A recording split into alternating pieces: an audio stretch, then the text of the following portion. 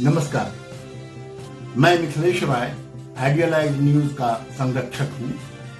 मैं आज आपसे बातचीत करना चाहता हूं बिहार के बाढ़ को लेकर। राज्य में कोसी और गंडक बराज से शनिवार को नेपाल की तरफ से रिकॉर्ड पानी छोड़ने के कारण उत्तर बिहार के 20 जिले हाई अलर्ट पर हैं। सबसे अधिक बाढ़ का खतरा बराज के नजदीक के जिलों में है। इसके तहत कोसी बराज के नजदीक सुपौल जिला और गंडक नदी के वाल्मीकि नगर बराज के निकट पश्चिम चंपारण जिले में विशेष निगरानी रखी जा रही है। वहीं महानंदा नदी में भी उफान की आशंका है। साथ ही इन तीनों नदियों की सहायक नदियों में भी बाढ़ का खतरा मंडराने लगा है। आपको बताते चलूं कि पानी के दबाव से हो चुके हैं हादसे, इसलिए भी लोगों को लग रहा है भय। पहली बार 1963 में सबसे पहले तटबंध नेपाल स्थित डलवा गांव में टूटा था।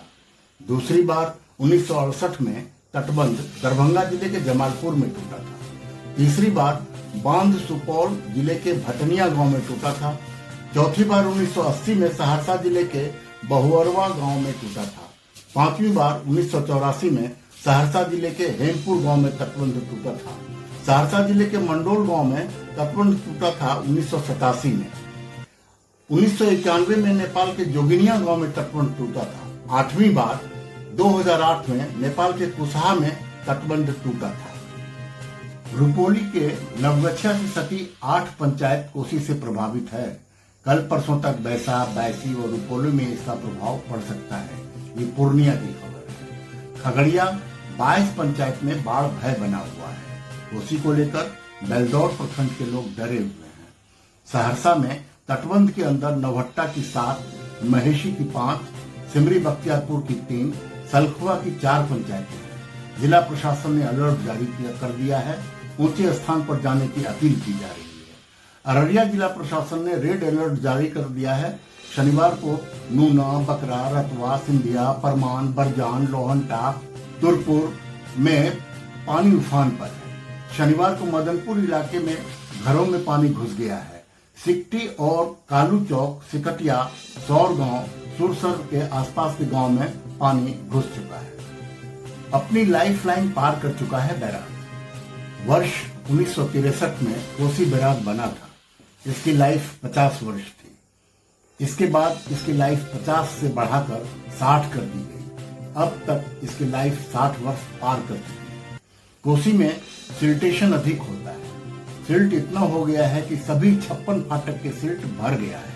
इससे पानी का प्रवाह उपेक्षित गति से नहीं हो पाता। 14 अगस्त 2023 में 4,62,000 क्यूसेक पानी आया था। इसके कारण काफी अफरा तफरी मची थी। उस समय जल संसाधन मंत्री थे संजय झा। उन्होंने वीरपुर में पत्रकारों को बताते हुए इसे मेजर खतरा बताया था। बैराज पर पूरी तरह नजर रखने की बात कही थी। बैराज की लाइफ पूरी हो जाने के बाद भी उन्होंने कहा कि उसी दौरान उन्होंने इसका असेसमेंट करना जरूरी बताया था। कहा था कि परिस्थिति ने बैराज को लेकर अलार्मिंग स्थिति पैदा कर दी। जिला प्रशासन का दावा तटबंध है सुरक्षित। तटबंध का निर्माण वर्ष 1956 में हुआ था। जिला प्रशासन का कहना है कि तटबंध की क्षमता 9 लाख क्यूसेक पानी थी। अभी डिस्चार्ज को तटबंध की क्षमता को पार करने का कोई अनुमान भी नहीं है। इस कारण ये फिलहाल टूट नहीं सकता। हमें हर नदी को समझने की है जरूरत। हम हर नदी को सुरक्षित करना चाहते हैं। जो बर्बाद हो चुकी है उसे भी ठीक करने की जरूरत है। बिहार नदियों से समृद्ध है, लेकिन एक दिशा में बाढ़ और दूसरी दिशा में सुखाड़ की स्थिति बनी हुई है। नदियों को समझना जरूरी है। जैसे हम मनुष्य को अपनी जिंदगी जीने का अधिकार है, ठीक उसी तरह नदी के जीवन को भी बचाना होगा। जहां से नदी की उत्पत्ति होती है उसे समुद्र तक पानी अविरल निर्मल बहती है। यह नदी की आत्मा है। बीच में इसे रोकने से आत्मा को नष्ट होने जैसा है। इसके बाद आत्मा के बिना शरीर का कोई मोल नहीं है। जैव विविधता, मूल स्रोत, रेत, विस्तार आदि रहे तो नदी स्वस्थ रहेगी। इसलिए नदी की सुरक्षा व संरक्षण के लिए सख्त कानून लाने की जरूरत है। तभी नदी दूषित होने से भी बचेगी। जैसे हम अपनी माँ व बहन के बारे में सोचते हैं, वैसे ही नदियों के बारे में भी सोचना होगा। नदियों का स्रोत जंगल है, जबकि स्रोत पर आज कंस्ट्रक्शन का काम चल रहा है। समुद्र में खुद पानी चला जाता है। ये विज्ञान के खिलाफ है। नदी नहीं रहेगी तो समुद्र भी नहीं रहेगा। नदी पर जो संकट है उस पर उत्तराखंड उच्च न्यायालय ने बताया कि उसे भी बचाने का अधिकार है। हमारे पानी का व्यवसायीकरण हो रहा है, हमारे ही नदियों के पानी को बंद बोतल में बेचा जा रहा है। बिहार के लोग बाढ़ से अभी भी प्रभावित हैं। नेपाल से भारी डिस्चार्ज के बाद बनमनखी के 35 गांव में बाढ़ की आशंका। नेपाल से भारी डिस्चार्ज के बाद बाढ़ की आशंका को लेकर बनमनखी अनुमंडल प्रशासन पूरी तरह मुस्तैद है। आशंका है कि बाढ़ आने पर 13 पंचायतों के 35 गांवों के 18,000 लोग इससे प्रभावित होंगे। इसे लेकर प्रशासन ने एहतियात के तौर पर निगरानी और तैयारी शुरू कर दी है। इसी क्रम में फरियानी बांध के एसडीओ, बीडीओ सहित ने जायजा लिया है। अनुमंडल पदाधिकारी ने बताया कि संभावित बाढ़ के खतरे से निपटने के लिए प्रशासन अलर्ट है। प्रखंड के बाढ़ग्रस्त क्षेत्रों का लगातार दौरा किया जा रहा है। पूर्व में बाढ़ग्रस्त पंचायतों के वार्डों को लेकर तैयारी हो गई है। प्रखंड की 13 पंचायतों के 35 ऐसे गांव चिन्हित किए गए हैं जहां बाढ़ की आशंका बनी हुई है और पूर्व में वहां बाढ़ आई भी थी। संभावित बाढ़ की स्थिति से निपटने के लिए 21 शरण स्थली भी चिन्हित कर ली गई है।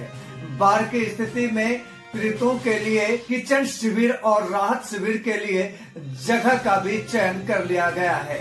नाव की भी व्यवस्था कर ली गई है। फिलहाल बाढ़ अभी नहीं है ज्यादा, किंतु बाढ़ आने की संभावना बनी हुई है।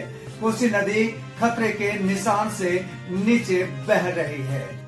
अब सवाल यह उठता है कि प्रत्येक वर्ष बाढ़ आती है बिहार में और बाढ़ आने पर सारी व्यवस्थाएं जिला प्रशासन के द्वारा या बिहार सरकार के द्वारा की जाती है, किंतु अब तक बाढ़ का निदान क्यों नहीं निकल पाता है जो परमानेंट निदान हो।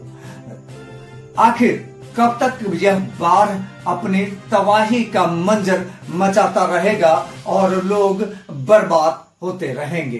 पहले 26 दिन में 148 किलोमीटर, पिछले 24 घंटे में इतनी ही वर्षा। कटाव शुरू। 3 दिनों से लगातार हो रही बारिश ने एक तरफ जहां धान की खेती करने वाले किसानों को राहत दी है, वहीं दूसरी तरफ लगातार बारिश के कारण नदियों का जल स्तर बढ़ने लगा है। जहां रुपौली प्रखंड में कारी कोसी नदी के बड़े जलस्तर के कारण से लगभग 7 पंचायत बाढ़ से आंशिक रूप से प्रभावित है। दूसरी तरफ बारिश अनुमंडल क्षेत्र से गुजरने वाली महानंदा, परमान व कनकई समेत अन्य नदियों के जलस्तर में भी इजाफा हुआ है।